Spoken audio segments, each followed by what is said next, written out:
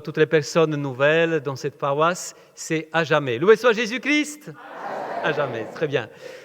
Alors aujourd'hui, pendant ces dimanches, le Seigneur nous parle. Le Seigneur nous parle toujours par sa parole, pas que par la parole, mais bien sûr par la parole d'une manière particulière. Et aujourd'hui, le message de Dieu est très fort, comme toujours d'ailleurs on peut dire, très fort parce que Dieu, pratiquement dans toutes les lectures, aujourd'hui, même dans le psaume, il nous dit, il répète sans cesse un seul mot.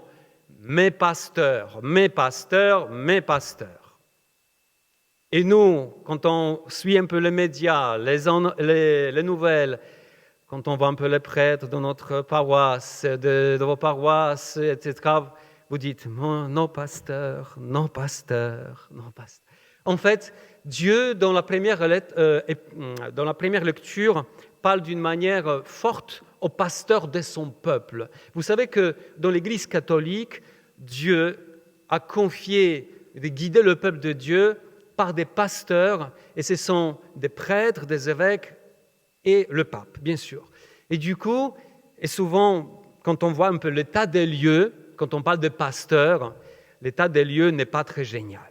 Pas souvent, si vous ouvrez un peu vous écoutez, notamment cette semaine, vous avez écouté les infos, on a vu des pasteurs, malheureusement, qui ont fait des choses qui vraiment pas belles, qu'il ne fallait pas faire, surtout pas faire.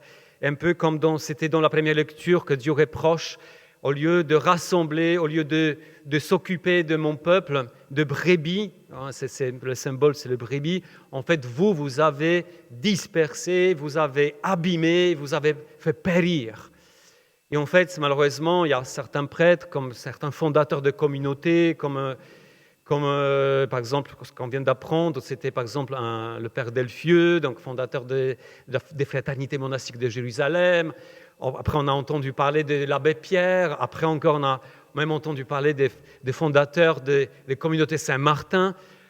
C'est beaucoup pendant une seule semaine. On vous rajoutez encore le rapport SIAZ, tout ce qui est sorti. Vous dites, mais c'est quoi ces pasteurs-là, Seigneur? Est-ce que...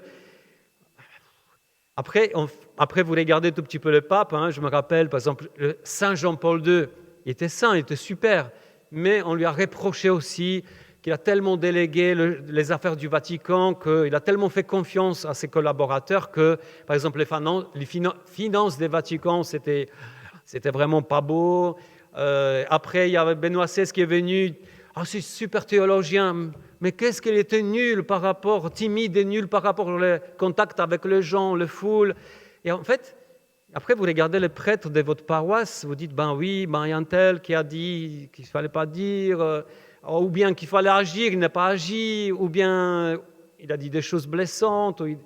En fait, on s'est dit à la fin de compte, est-ce que ça vaut le coup de continuer comme ça? Parce que nous, les prêtres aussi, on regarde, attention, cette parole, vraiment, ça nous touche tous. Parce que moi, comme prêtre aussi, nous aussi, on regarde par exemple nos confrères prêtres ou certains évêques ou notre évêque, on se dit, oh là là, ça pourrait être mieux. Et en fait, on est tous déçus de nos pasteurs. Quelque part, on est déçus. Parce qu'on s'est dit, ils pouvaient faire mieux quand même. Ils pouvaient agir autrement quand même. Et en fait, pourquoi on est déçus? Parce que, je pense, et Dieu nous dit ça aujourd'hui, on s'attache trop à nos pasteurs. Et on ne voit pas assez le pasteur par excellence, qui est Jésus. D'ailleurs, la première lecture ne s'arrête pas seulement à des reproches aux pasteurs du peuple de Dieu, mais la première lecture dit ceci, Dieu dit lui-même, « Puis je rassemblerai moi-même le reste de mes brebis. » En fait, Dieu dit, puisque le pasteur faillisse, en fait, moi-même, je serai le pasteur de mon peuple. Et dans le psaume, mystérieusement, le psaume qu'on connaît tous, le psaume 22, on le chante souvent dans l'église, eh bien, le psaume commence « Le Seigneur est mon berger ». Le Seigneur, pas le Père Robert est mon berger, le Père Pierre est mon berger, un tel évêque est mon berger. Le Seigneur est mon berger. Et nous savons qu'avec la venue de Jésus dans ce monde, En fait, Jésus a dit un jour dans l'Évangile, on lit ça dans l'Évangile, selon Saint Jean, Jésus dit « Moi, je suis le bon berger ». En fait, c'est tout s'accomplit dans Jésus. Et bien sûr que Dieu a donné cette faculté de mener le peuple de Dieu à travers des pasteurs humains, des prêtres et évêques, c'est vrai, mais le vrai pasteur, le berger, c'est Jésus. C'est comme si Jésus nous disait aujourd'hui, si vous êtes déçu, si tu es déçu de ton pasteur, parce que tu le regardes trop, regarde d'abord moi, regarde d'abord Jésus. De centre ton regard et tes attentes vers Jésus. Le Seigneur est mon berger. Et même nous, les prêtres, moi comme prêtre, quand je suis déçu parfois de mon évêque, je fais la même chose. Le Seigneur m'appelle moi aussi de dire, regardez Jésus, le seul qui n'a pas de défauts, le seul qui tient la parole, le seul qui agit d'une manière juste, le seul qui m'écoute en profondeur, qui me comprend jusque dans mon cœur, c'est Jésus. Amen ou pas amen?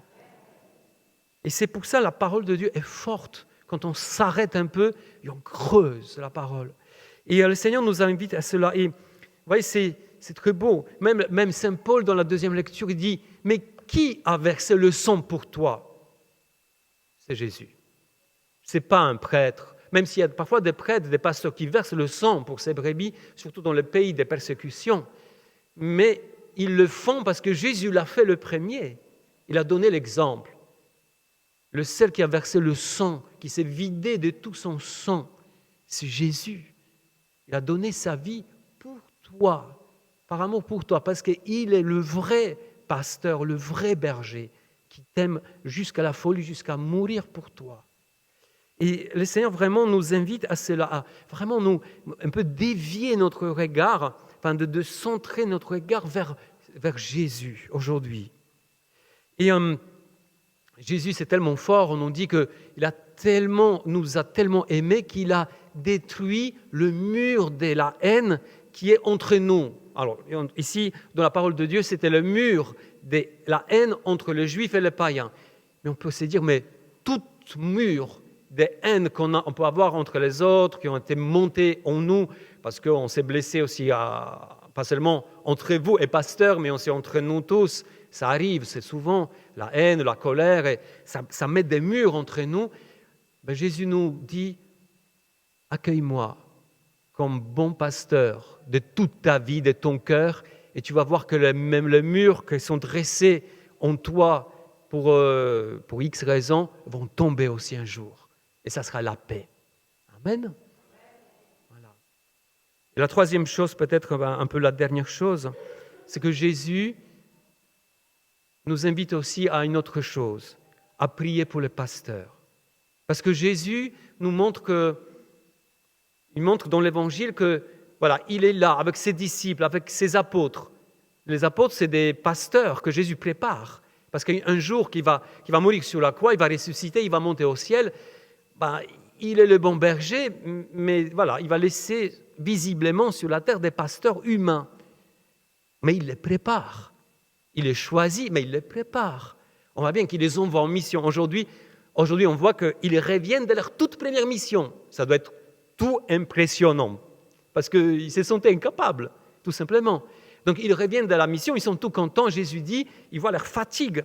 Il dit, on va se reposer, on va partir en vacances tout petit peu, on va traverser le lac de Tibériade, on va se mettre dans un endroit, on va prendre un petit peu la plage, le lac, la plage, un petit verre, peut-être, on ne sait rien, enfin, un verre d'eau. Et on va se reposer. Et ils le font, seulement que les gens viennent. Les gens, le foule, se déplacent avec eux, ils les suivent. En fait, voilà, ils vous laissent reposer. Et Jésus lui-même montre à ses futurs pasteurs comment faire.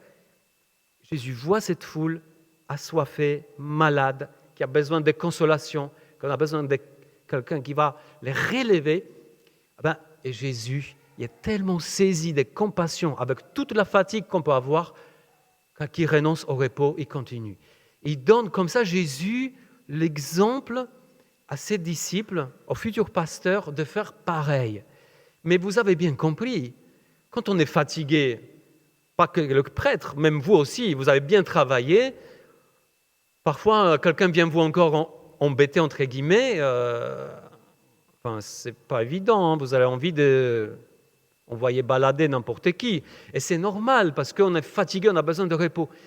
Donc du coup, cette compassion de Jésus, c'est don de lui-même, c'est sortir vers les brebis qui ont besoin, malgré la fatigue, c'est quelque chose de surnaturel. Et c'est pour ça que Jésus, petit à petit, forme les pasteurs. Mais pour nous, pour le peuple chrétien, ça veut dire une seule chose. Pour que le pasteur soit formé, ils ont besoin de la prière.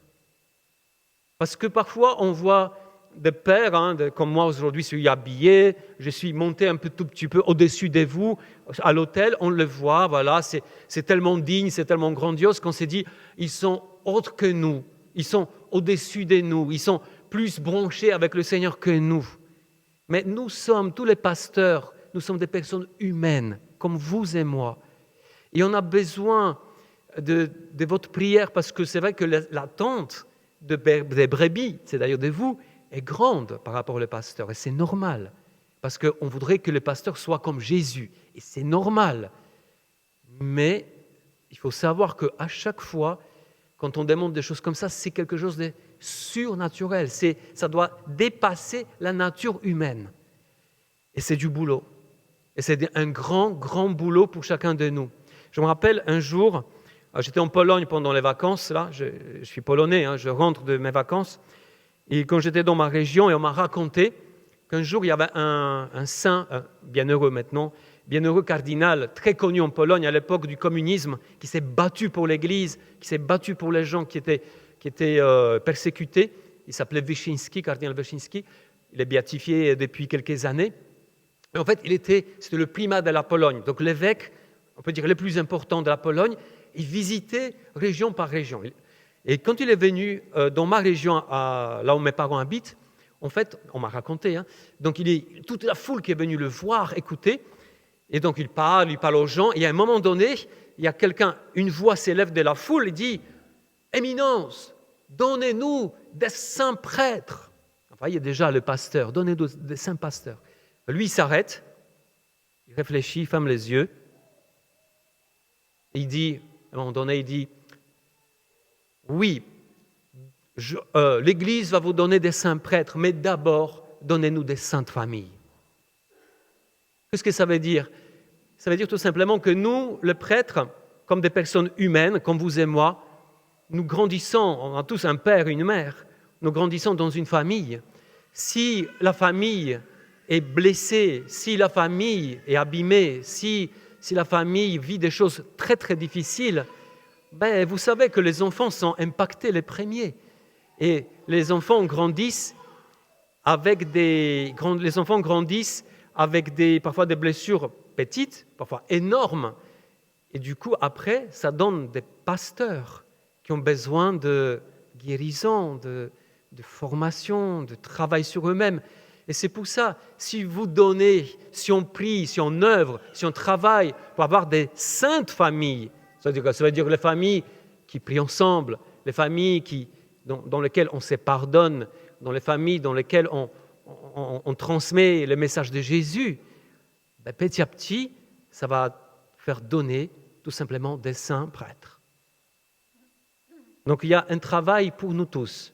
Il y a un travail pour les prêtres qui doivent vivre leur propre conversion, leur propre guérison, et le travail, mais aussi le travail est pour tout le monde. Donc oui, le Seigneur est mon berger, le premier chef de ma famille, de ma société, c'est lui. Et après, deuxièmement, prions pour les prêtres, pour les évêques, pour le pape, prions pour nos familles. Le boulot, le travail est immense.